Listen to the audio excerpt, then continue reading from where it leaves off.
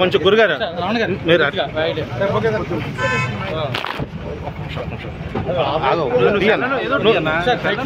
కనకన్న అటు వెళ్ళి అన్న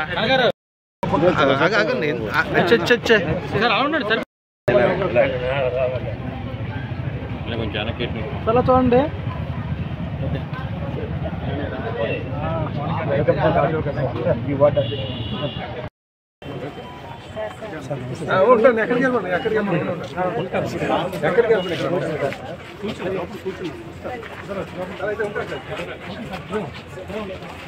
అర్బన్ ఏరియాస్ లో అభివృద్ధి కోసం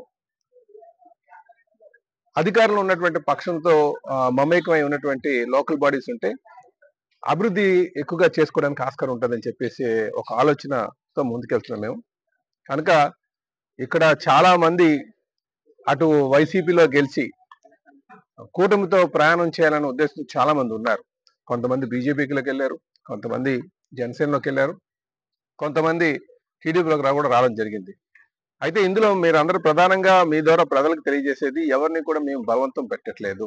కేవలం విశాఖపట్నాన్ని అర్బన్ ఏరియాస్ లో గత 5 సంవత్సరాలుగా నెగ్లెక్ట్ చేసింది వైసీపీ ప్రభుత్వం మేయర్ కింద ఉండి కూడా. కనుక ఈ ప్రాంతాన్ని బాగా అభివృద్ధి చేయాలి, ఇది ఫైనాన్షియల్ క్యాపిటల్ చేయాలనే ఒక ఉద్దేశంతో అటు ముఖ్యమంత్రి గారు అలాగే డిప్యూటీ సీఎం గారు కూడా ఆలోచనలు దానికి కూడా స్థానికంగా ఉన్నటువంటి నాయకత్వం రావడం చాలా సంతోషం అని చెప్పేసి ఈ సందర్భంగా తెలియజేస్తున్నాను. అలాగే జనసేన మరి మన ఘనంగా ప్లేనరీ చేసుకున్నారు, వారికి సక్సెస్ అవునందుకు ఈ సందర్భంగా నేను మనస్ఫూర్తిగా అభినందనలు తెలియజేస్తాను. నమస్కారం. ప్రభుత్వాలు మారంగానే లోకల్ బాడీస్ లో కూడా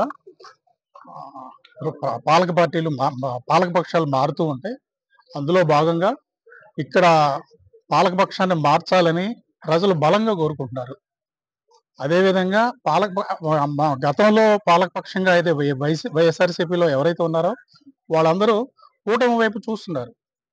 పాలన మంచి పరిపాలన కూటమి ప్రభుత్వం అందిస్తుందన్న ఉద్దేశంతో రాష్ట్రంలో కూటమి ప్రభుత్వం అధికారంలో ఉంది కాబట్టి లోకల్ బాడీస్ లో కూడా అదే పక్షాలు అధికారంలో ఉంటే అభివృద్ధి మరింత వేగంగా జరుగుద్దన్న ఉద్దేశంతో ఇటువైపు మొగ్గు చూపుతున్నారు.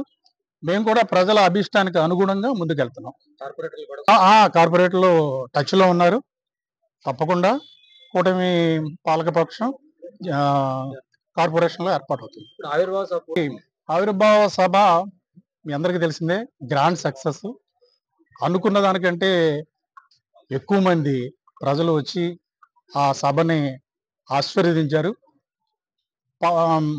జనసేనకి ప్రతి ఏటా పద్ధతులు మారకుండా ఒకే రకమైన పద్ధతి అవలంబిస్తూ ఉంటుంది. ఇప్పుడు ప్రస్తుతం కూటమిలో భాగస్వామిగా ఉన్నాం కాబట్టి ముందు పరిపాలన మీద కాన్సన్ట్రేషన్ చేస్తున్నాము. చంద్రబాబు గారి నాయకత్వంలో ముందుకు వెళ్తున్నాము. ప్రజలకి ఏదైతే వాగ్దానాలు చేశామో ఆ వాగ్దానాలన్నీ నెరవేర్చే విధంగా ప్రజెంట్ కృషి జరుగుతుంది. ఆ తర్వాత పార్టీ అంతర్గతంగా మార్పులు చేర్పు చేస్తాం. తెలుగుదేశం బీజేపీతో ఒక అవగాహన, సంపూర్ణమైన అవగాహన ఉంది. ఎప్పటికప్పుడు నాయకులంతా కూర్చొని మాట్లాడుతున్నారు. చంద్రబాబు నాయుడు గారు, పవన్ కళ్యాణ్ గారు ప్రతి సందర్భంలోనూ మాట్లాడుకొని ఏ పొరపాట్లు లేకుండా సజావుగా సాగే విధంగా పదవులన్నీ పంపకం జరుగుతుంది.